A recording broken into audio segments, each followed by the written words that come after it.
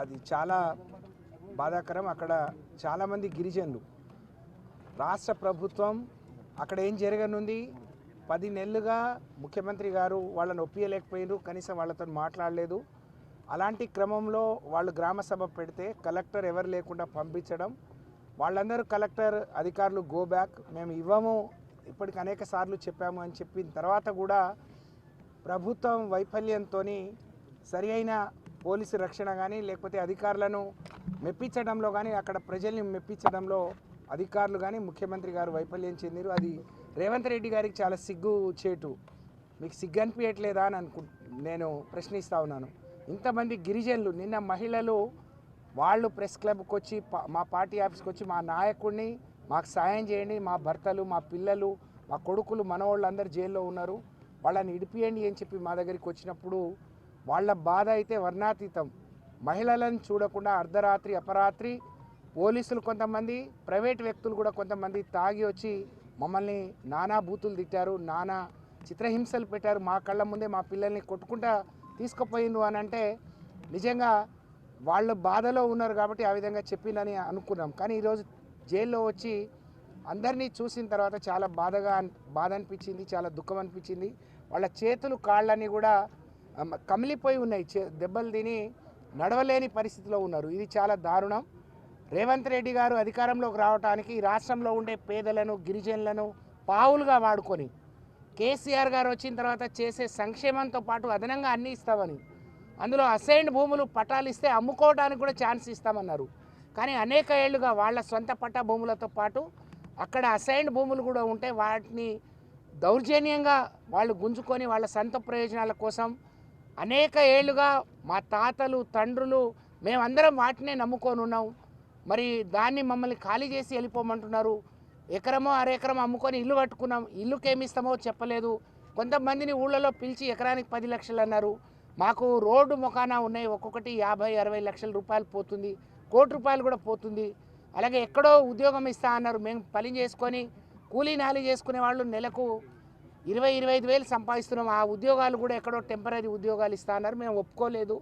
అలాంటిది మమ్మల్ని ఇంత దారుణంగా మా భూముల మీద, మా ఇండ్ల మీద మాకు హక్కు లేకుండా మమ్మల్ని బందిపోటులాగా మరి మమ్మల్ని ఈ విధంగా చిత్రహింసలు పెట్టడం దారుణం అని చెప్పి మా నాయకుడి కాళ్ళ మీద పడి బోర్నా అని వాళ్ళు విలపిస్తుంటే నిజంగా చాలా దుఃఖం అనిపించింది, బాధ అనిపించింది. నేను మా మీడియా సోదరుల ద్వారా ఈ రాష్ట్రంలో ఉండే గిరిజనులందరికీ పిలుపునిస్తూ ఉన్నాను. ये ग्वार भाइयों ने सेने राम राम मत मैंने सेने विज्ञप्ति करी तुम्हारे बेटी नहीं बहने नहीं उन्हाड़े रेवंत रेड्डी मुख्यमंत्री व्यवासु काई बातें की दो आज काई करो चे ग्वारे टाणुआ जमींदारी कजे पाप में उंदर बाप दादा कमाए जको उंदर याड़ी बाप कमाए जको वनन नमन वोतीज बुकेड खारे जे जमीन खाली करोगे तो किदे कोनी गए आज रात आन मार ताणुन बायुन सदा न देख जो उन्होंने कति कति को हाथ गालन धकले पी मेले असल पोलिस आधे लारे दूसरा आधे कोई लेडीज आई कोनी आई जो से बाहर हुई कैन वो काल रोरी तो हमें रास बाधा लागो आज उंदर घरे वाले उन्हें उंदर बेटी बेटा ने पोते उन देख तो अवड़ा कड़ा छुचा पर दी विनोद के अवड़ा कड़ा छुचार से हम सीख ना बड़ी सीख रहे गए एक छोरा कति को सीख रो నేను ఎక్కడ నేను తప్పు చేయలేదు బయటికి పోయి వచ్చాను నేను ఐటీఐ చేస్తున్నాను మరి నన్ను దౌర్జన్యంగా పట్టుకొని మా భూములు కూడా ఉన్నాయని నిజంగా భూములు ఉండి వేరే పార్టీలో ఉంటే వాళ్ళని ముట్టుకోలేదు వాళ్ళని ఏమనలేదు కేవలం మేము బీఆర్ఎస్ పార్టీలో ఉన్నామనే బాధతోని మమ్మల్ని ఫోటోలో లేకున్నా మమ్మల్ని ఉన్న వాళ్ళని తొలగించి మమ్మల్ని మా పేర్లు పెట్టి మమ్మల్ని కొట్టిండ్రు అని చెప్పి మేము జీవితంలో బయటకు వస్తామా మేము అందరినీ చూడగలుగుతామా అని చెప్పి వాళ్ళు నిజంగా వాళ్ళ ఆవేదన చాలా వర్ణాతీతం చాలా బాధాకరం అందుకనే ग्वारे समाज में मसे ने विज्ञप्ति कर रही छूँ आज ग्वारे ने कापाड़ा ने आचो को बल्ला को काय को करेर छोड़ देन उंदूर मुंडे ढी रहे उंदूर पेटे ढी रहे को आज अनेन सदा कोसलेन आज दौर्जन्य कर रहे लगे चेरलार ग्वारे उन्हें सेने अपन ग्वार जाति से अंडगा रणो मदद तेलपणोगे हम से टाणुआ जान से गाँवुआ जान एक ही ने एक बातें करें उंदूर अंडगा रणो हमसे छांगन का जो एक भरोसा कल्पिंचुनोगे मैं विज्ञप्ति कर रही छूँ धन्यवाद श्रीनिवास गौड़ కేసీఆర్ గారి నాయకత్వం కేటీఆర్ గారి నాయకత్వం ఈరోజు మా నాయకుడు కేటీఆర్ గారు వెంబడి మేమందరం సందర్శించడం జరిగింది. వాళ్ళు వాళ్ళ బాధ చూస్తూ ఉంటే నిజంగా ఇదేం బాధ, తెచ్చుకున్న తెలంగాణలో ఇంత బాధలా? ఏ వర్గం బాగుపడాలని రాష్ట్రం తెచ్చుకున్నామో ఆ పేద వర్గాల వాళ్ళు 10 సంవత్సరాలు రైతు బంధు వచ్చింది సార్, సంతోషంగా ఉన్నాము. బొంబాయిలో, దుబాయ్లో, తర్వాత పూణేలో బతికిన వాళ్ళము ఊర్లలో వచ్చి ఇప్పుడు బతుకుతున్నాం. ఇప్పుడే మరి మా భూములు గుంజుకుంటే మేము ఎట్లా బతకాలా? మేమేం తినాలా? మా పిల్లలు ఎట్లా బతకాలా? మాకు ఉద్యోగాలు వద్దేమొద్దు, మా భూమి మాకు కావాలి, మేము బతుకుతామని చెప్పి వాళ్ళు ఏడుస్తుంటే నిజంగా 14 లక్షల మంది వలసపోయినటువంటి జిల్లా అది మాది. అందులో అన్ని వర్గాల వాళ్ళు ఉన్నారు. ఎస్సీలు ఉన్నారు, ఎస్టీలు ఉన్నారు, బీసీలు ఉన్నారు, ఓసీలు, రెడ్డిలు ఉన్నారు, అందరు ఉన్నారు. అందరు రైతులు కూడా మాకు భూములు పోతే మేము బతుకం సస్తాం. ఇక ఇప్పటికీ కొట్టి చంపినరు పోలీసులు. మళ్ళీ చెప్తే మళ్ళీ దంతం కొడక అంటే మేము చెప్పలేకపోయినాం సార్ అని చెప్పి వాళ్ళు దెబ్బలు చూస్తుంటే మాకు కూడా నిజంగా కళ్ళకి నీళ్ళు వచ్చినాయి. ఇది ఈ ప్రభుత్వం పేదల భూములు గుంజుకొని ఏం చేస్తుంది? ముఖ్యమంత్రి గారి జిల్లాలోనే, ముఖ్యమంత్రి గారి నియోజకవర్గంలోనే జరిగితే ఇక కంచె సేను వేసినట్లయితుంది. ఇప్పటికైనా ఆలోచన చేయాలి. వెంటనే బేషరతుగా కేసులన్నీ మాఫ్ చేయాలి, విడుదల చేయాలి. జిల్లాలో ఎవరు గట్టిగా మాట్లాడితే వాళ్ళు జైలు పెడతా ఉన్నారు. ఇండ్లు గుడిసెలు, అందులో ఇండ్లు కాళ్ళు కులగొట్టిండ్రు. గట్టిగా మాట్లాడితే వాళ్ళని జైలు పెట్టిండ్రు. ఈరోజు మా భూములు మాకు కావాలంటే వీళ్ళని జైలు పెట్టిండ్రు. ఎంతమందిని జైల్లో పెడతారు? ఎంతమందిని నిర్బంధిస్తారు? ఈ గడ్డ అనేది ప్రాణాలకు తెగించే గడ్డ. ఇది కేసీఆర్ గారి నాయకత్వంలో ఆనాడు తెలంగాణ తెచ్చుకుందాం, కన్నా కష్టాలు పడ్డాం. మరి మాకన్నా ఎక్కువ బ్రహ్మాండంగా చేస్తామంటే ప్రజలు మోసపోయి కాంగ్రెస్ పార్టీకి అధికారం ఇచ్చింది. మరి ఇచ్చినప్పుడు ఇచ్చిన హామీలు నెరవేర్చడంలో ధ్యాస పెట్టాలా కానీ ప్రశ్నించిన వాడిని జైల్లో పెడతాం, ఎవరు ప్రశ్నిస్తే వాళ్ళని మాట్లాడితే జైల్లో పెడతాం, కేసులు పెడతాం, కేటీఆర్ గారిని జైల్లో పెడతాం, సత్యవతి రాథోడ్ గారిని జైల్లో పెడతాం, సవిత గారిని జైల్లో పెడతాం, మమ్మల్ని జైల్లో పెడతామంటే వీళ్ళని వదిలిపెట్టండి, మమ్మల్ని అందరినీ జైల్లో పెట్టండి. నిన్ననే మా నాయకుడు అన్నారు, పేద ప్రజల గురించి, రైతుల గురించి, మీ గురించి, తెలంగాణ మీ అందరి గురించి నన్ను జైల్లో పెట్టమనండి, ఎన్ని రోజులు పెడితే పెట్టమనండి, కసి తీర్చుకోమనండి, కానీ మా మీద కోపం ప్రజల మీద తీరుస్తారు చెప్పడం జరిగింది. ఇవాళ మేమందరం కూడా అదే కోరుతా ఉన్నాం. ఖచ్చితంగా యావత్ తెలంగాణ మొత్తం గ్రహించాలా, తెలంగాణ మొత్తం కూడా ఒకసారి ఆలోచన చేయాలి ఈ నిర్బంధాలు ఏంటని. తెలంగాణ తెచ్చిన వాళ్ళకి తెలుస్తుంది ఆ బరువు బాధ్యత అనేది. కనుక ఇప్పటికైనా ఆలోచన చేసి వెంటనే విడుదల చేసి కేసులన్నీ ఎత్తేయాలి. లేదంటే ఖచ్చితంగా ఈ గడ్డ ప్రజా ఉద్యమాల గడ్డ. ఇది అది ఏ రూపంగా వస్తుందో తెలియదు. అది దాన్ని ఖచ్చితంగా మరి తగిన మూల్యం చెల్లించుకోవాల్సిన అవసరం ఉంటుంది. పెద్దలు, మా పార్టీ అధ్యక్షులు, తెలంగాణ తొలి ముఖ్యమంత్రి కేసీఆర్ గారి ఆదేశం మేరకు ఈరోజు మా పార్టీ నాయకుల బృందం గౌరవనీయులు పెద్దలు శ్రీమతి సత్యవతి రాథోడ్ గారు, ఎమ్మెల్సీ గారు, మాజీ మంత్రి శ్రీనివాస్ గౌడ్ గారు, గౌరవనీయులు సంగారెడ్డి ఎమ్మెల్యే చింతా ప్రభాకర్ గారు, గౌరవనీయులు జహీరాబాద్ ఎమ్మెల్యే మాణిక్రావు గారు, గౌరవనీయులు బోత్ ఎమ్మెల్యే అనిల్ జాదవ్ గారు, గౌరవ ఖుద్బుల్లాపూర్ ఎమ్మెల్యే సోదరులు కేపీ వివేకానంద్ గారు, గౌరవ ఎమ్మెల్సీ షంబీపూర్ రాజు గారు, గౌరవ ఎమ్మెల్సీ నవీన్ కుమార్ రెడ్డి గారు, అదేవిధంగా మాజీ శాసనసభ్యులు గౌరవనీయులు రామావత్ రవీంద్ర కుమార్ గారు, అదేవిధంగా క్రాంతి గారు, ఇంకా చాలామంది నాయకులు, కార్పొరేషన్ల చైర్మన్లు, ఇంకా చాలామంది, మా జాన్సన్ గారు, మాజీ ఎమ్మెల్యే బాల్కా సుమన్ గారు, ఇంకా చాలామంది నాయకులందరం కూడా కలిసి ఈరోజు లగచర్లలో జరిగిన నిరసనలో సమిధలుగా మారిన పేదలు ఎవరైతున్నారో తమ భూములు తమకే ఉండాలి, మార్కెట్లో 60-70 లక్షలు ఎకరానికి ఉన్న భూములు ప్రభుత్వం అడ్డికి పావు షేరుకు రియల్ ఎస్టేట్ దందా చేసేందుకు గుంజుకుంటామంటే, మాకున్న జీవితాన్ని లాగేసుకుంటామంటే, ఉన్న మొత్తం జమీన్ అంతా గుంజుకుంటామంటే అట్లెట్లా ఒప్పుకుంటామని చెప్పి 9 నెలలుగా పోరాటం చేస్తున్న లగచర్ల, హకీంపేట, ఆ పక్కనే ఉండే 2 తాండాల అన్నదమ్ములు, ఆడబిడ్డలు నిన్న మొన్న ఈరోజు వరుసగా రాష్ట్రం మొత్తం చూస్తుంటే రోధిస్తున్నారు, ఆక్రోశిస్తూ ఉన్నారు. కష్టపడి సాధించుకున్న తెలంగాణలో ఇవాళ ఒక రాబందు మాదిరిగా రేవంత్ రెడ్డి అనాలోచితంగా ఏ ఫార్మా కంపెనీలు అంటే కాలుష్యం అని ఆయననే ప్రచారం చేసిండో అదే ఫార్మా కంపెనీని కొడంగల్ తెస్తా, ఇక్కడ పెడతా, దానికి 3000 ఎకరాలు కావాలా అని చెప్పి పేదల భూములు గుంజుకుంటుంటే వాళ్ళు మరలబడ్డారు. వాళ్ళు మరలబడితే 9 నెలలు వాళ్ళు పోరాటం చేసినా ఎవడూ పట్టించుకోకపోతే అధికారులు వస్తే వాళ్ళు నిరసన చెప్పినారు. నిరసన చెప్తే అందులో చాలా దుర్మార్గమైన పరిస్థితి. వాళ్ళ మేము ఇక్కడ ఉన్న 16 మందిని కలిసినాం. వాళ్ళల్లో ఒక ప్రభుత్వ ఉద్యోగి ఉన్నాడు, ఒక పంచాయత్ సెక్రటరీ, సోదరుడు పేరు రాఘవేంద్ర యాదవ్. ఆ తమ్ముడు చెప్తున్నాడు, అన్నా నేను ఇది మరి వీళ్ళు ఎట్లా పనిచేస్తున్నారో నాకు అర్థం కావట్లేదు. నేను ప్రభుత్వమే చెప్పిన కులగణన అనే కార్యక్రమంలో దినమంతా పాల్గొన్నా, వచ్చి ఆ సంఘటన జరిగినప్పుడు అక్కడ లేను కూడా లేను. సాయంత్రం మొత్తం వేరే మండలంలో పాల్గొని నేను ఇంటికి వస్తే సాయంత్రం నన్ను గుంజుకపోయినారని చెప్తా ఉన్నాడు.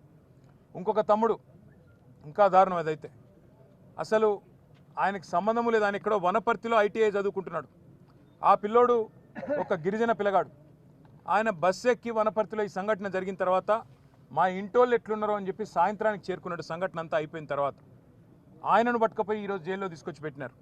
మేము అడిగినాం ఏం జరిగింది అని. ఏం జరిగింది అంటే వాళ్ళు చెప్పేది ఒకటే, అన్న మొత్తం 60-70 మందిని మొదలు అరెస్ట్ చేసినారు, 2 DCMలలో ఎక్కించుకొని తీసుకొని పోయినారు. మా దుద్యాల మండల కాంగ్రెస్ పార్టీ అధ్యక్షుడు ఆయన పేరు శేఖరు, ఆయన అనుచరులు కూడా ఈ దాడిలో పాల్గొన్నారు. ఎందుకంటే కాంగ్రెస్ వాళ్ళ భూములు కూడా పోతున్నాయి. వాళ్ళ పేర్లు కూడా చెప్పినారు మాకు, రమేషు, ఇంకా 4 పేర్లు చెప్పినారు. ఒకసారి పేర్లు నరసింహులు, రమేషు, ఇంకా రాములు నాయక్ అని కాంగ్రెస్ వాళ్ళు వాళ్ళ భూములు పోతుంటే వాళ్ళు దాడి చేసినారన్న. మొత్తం 70 మందిని తీసుకుపోయినారు. ముందు తీసుకుపోయినాక తిరుపతి రెడ్డి ఫోన్లో ఆదేశాలు ఇస్తున్నాడు. ఒక రాజ్యాంగేతర శక్తి, ముఖ్యమంత్రి అన్న కావడమే ఆయనకున్న అర్హత, ఆయనకి ఏ పదవి లేదు, ప్రజాప్రతినిధి కాదు. కలెక్టర్లు ఆయన ముంగట మోకరిల్లాల. ఇవాళ అధికారులు మొత్తం ఆర్డీఓలు, పోలీసోళ్ళు ఆయన చెప్పినట్టు ఆడాల. కొడంగల్కు ఆయన చక్రవర్తి, రారాజు. రేవంత్ రెడ్డి కాదు, అక్కడ రేవంత్ రెడ్డిది ఏం చెల్లదట, తిరుపతి రెడ్డిదే నడుస్తుందట. ఆ తిరుపతి రెడ్డి శిష్యుడు శేఖరు మండల కాంగ్రెస్ పార్టీ ప్రెసిడెంట్. ఈ 70 మందిని తీసుకపోతే 2 DCMలు ఎక్కించి తీసుకపోతే అందులో ఎవరెవరు బీఆర్ఎస్ వాళ్ళు వాళ్ళను మాత్రమే ఇవాళ 21 మందిని రిమాండ్కు పంపినారు, మిగతా వాళ్ళందరినీ ఇంటికి పంపినారు. అలా కాంగ్రెస్ వాళ్ళు దాడి చేసిన వాళ్ళల్లో ఇప్పుడు నేను చెప్పిన పేర్లు ఉన్నాయి, వీడియోలో కనబడతారు, మీరు చూడండి. వాళ్ళని మాత్రం ఇంటికి పంపి ఎవరెవరైతే బీఆర్ఎస్ వాళ్ళో వాళ్ళనే పెట్టండి జైల్లో అని చెప్పి ఈ దాడి మొత్తం బీఆర్ఎస్ వాళ్ళే చేయించిండ్రు. ఈ దాడి మొత్తం రాజకీయ దాడి, ప్రజలు చేసింది కాదు అనే ఒక కుట్ర ప్రభుత్వం చేస్తున్నది. అనుముల రేవంత్ రెడ్డి చేస్తున్నాడు, ఆయన అన్న అనుముల తిరుపతి రెడ్డి ఆ మండల కాంగ్రెస్ పార్టీ అధ్యక్షుడు చేస్తూ ఉన్నాడు. వాళ్ళ బీఆర్ఎస్ వాళ్ళనే తీసుకొచ్చి జైల్లో పెట్టడం అంటే వాళ్ళ ఉద్దేశం ఒకటే, తమ చాతగాని తనాన్ని 9 నెలలుగా తమ ప్రభుత్వం విఫలమైన పద్ధతిని ఇవాళ దాచుకోవడానికి ముఖ్యమంత్రి నియోజకవర్గంలో అధికారులకు జరిగిన పరాభవానికి ఇవాళ ఏం చెప్పాలనో తెలియక సిగ్గు లేకుండా దీనికి రాజకీయ రంగు పులిమి వాళ్ళని బెదిరించే ప్రయత్నం చేస్తూ ఉన్నారు.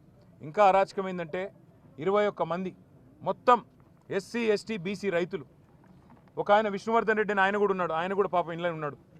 వాళ్ళందరినీ పిచ్చి కొట్టుడు కొట్టినారు, చిత్రహింసలు పెట్టినారు, 3rd డిగ్రీ టార్చర్ పెట్టినారు. కొడంగల్ CI, కొడంగల్ SIలు, వికారాబాద్ SP ఆయన పేరు నారాయణ రెడ్డి, వీళ్ళంతా కలిసి వీళ్ళను చిత్రహింసలు పెట్టినారు. 3 గంటలు కొట్టినారు. ఒక్కొక్కరిని చూస్తూ ఉంటే ఇప్పుడే మా అక్క చెప్పినట్టు కాళ్ళు చేతులు కమిలిపోయి ఉన్నాయి. మేము అడిగినాం, మరి ఎందుకు మెజిస్ట్రేట్ ముంగట చెప్పలేదు, కొట్టినాడు ఎందుకు చెప్పలేదు అన్నాం. మీరు చెప్తే మళ్ళా కొడతాం, మీ ఇంటికి పోయి మీ ఇంటోళ్ళని కొడతామని చెప్పినారు. మిమ్మల్ని మళ్ళా కొడతాం, జైల్లో కొడతాం, ఇంటికి పోయి మీ ఇంటోళ్ళని కూడా కొడతామని చెప్పినారు. ఎంత అమానవీయంగా, ఎంత క్రూరంగా అంటే ఇంటి మీదికి వీళ్ళనేమో జైలుకు పంపినారు. ఇంటి మీదికి బందిపోట్లను పట్టుకరానికే, ఒసామా బిన్ లాడెన్ లాంటి తీవ్రవాదులను పట్టుకరానికే ఎట్లయితే కూంబింగ్ ఆపరేషన్ చేస్తారో 100 మంది పోలీసులు వచ్చి ఇంటింటికి పోయి తలుపులు, దర్వాజాలు తన్నుకుంటూ, గుద్దుకుంటూ, పగలగొట్టుకుంటూ, తాగి బూతులు మాట్లాడుతూ కొంతమంది ప్రైవేట్ వ్యక్తులు, నేను పోలీసు వాళ్ళు అంటలేను, ప్రైవేటు వ్యక్తులు కొంతమంది కాంగ్రెస్ పార్టీకి సంబంధించిన వాళ్ళు తాగి బూతులు మాట్లాడుతూ ఆ ఇండ్ల మీద దాడి కూడా చేయడం జరిగింది. అక్కడ ఉన్న మహిళలు, అక్కడ ఉన్న ముసలోళ్ళని భయభ్రాంతులు, పిల్లల్ని భయభ్రాంతులకు గురి చేయడం జరిగింది. వాళ్ళ రేవంత్ రెడ్డి కాంగ్రెస్ పార్టీ ఒకటి గుర్తుపెట్టుకోవాలా, భూమి మీద ఎవడు శాశ్వతంగా ఇక్కడే ఉండడానికి రాలే. నీ పదవి కూడా 5 ఏళ్ళే. అందులో మీ ఢిల్లీ వాళ్ళ కోపం వస్తే రేపో ఎల్లుండే తీసి పారేసినా కూడా దిక్కులేదు నీకు. నేను ఒకటే గుర్తు చేస్తున్నా, రేవంత్ రెడ్డి చక్రవర్తివి కాదు, నువ్వేమి రాజువు కాదు, నువ్వేమి పెద్ద నియంతవు కాదు. నీలాంటి వాళ్ళు చాలామంది వచ్చిండ్రు, చాలామంది వస్తారు ఇంకా భవిష్యత్తులో. ఒకటి మాత్రం పక్కా, పేదవాళ్ళతోని ఎస్సీ ఎస్టీ బీసీలు చిన్న సన్నకారు రైతులు ఉన్న మొత్తం భూమిని నేను గుంజుకుంటా, ఏమన్నా చేస్తా, నేను కొడంగల్ మాత్రం మా అల్లునికి ఫార్మా కంపెనీ పెట్టిస్తా అంటే ఇది తెలంగాణ సమాజం మాత్రం తప్పకుండా తిరగబడుతుంది. ఇలా కొడంగల్ మరలబడ్డది, రేపు తెలంగాణ మొత్తం మరలబడుతుంది. నీకు బాగా ఉన్నది, ఏదో కుట్ర అని చెప్పాలి, ఏందో జరిగిందని చెప్పాలి, జైల్లో పెట్టాలి. మా పట్నం నరేందర్ రెడ్డిని కూడా జైల్లో పెట్టిండు. సరే, రాజకీయ నాయకులను మమ్మల్ని జైల్లో పెడితే పెట్టినావు, మేము చూసుకుంటాం.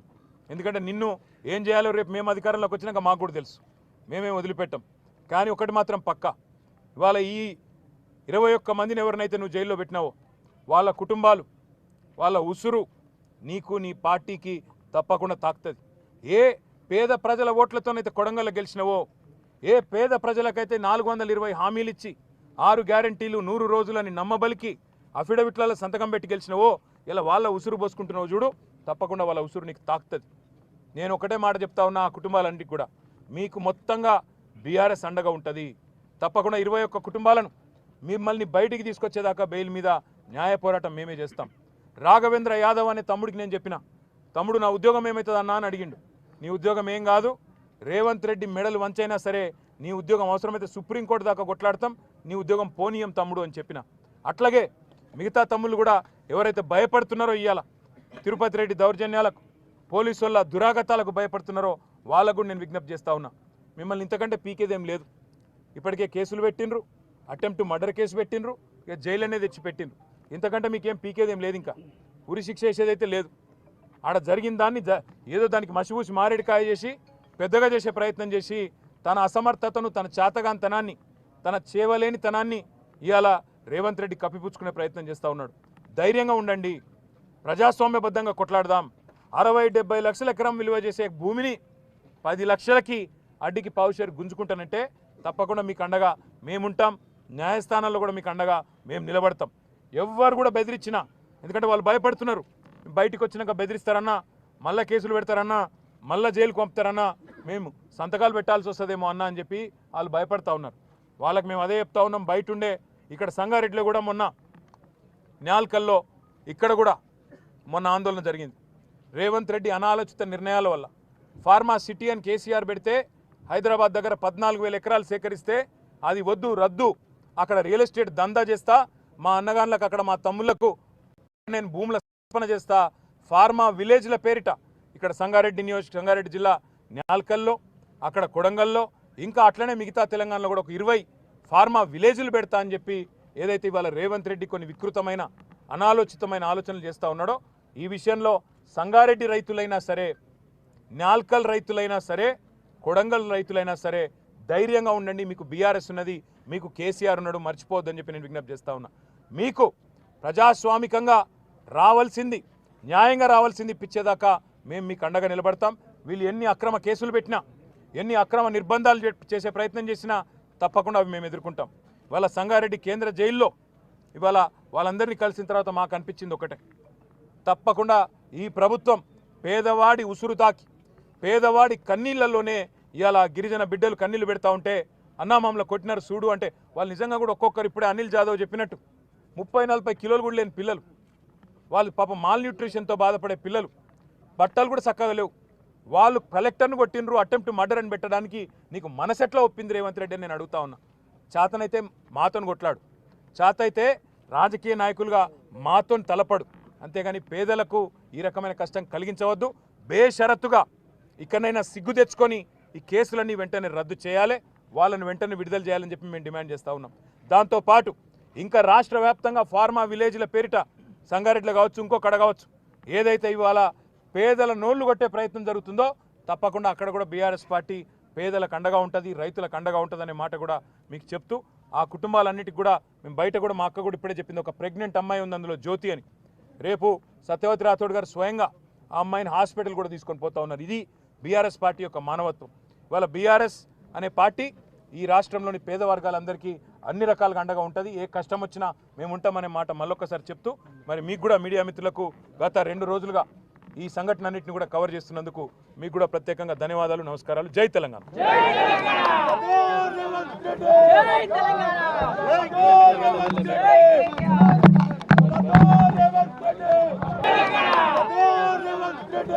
తెలంగాణ.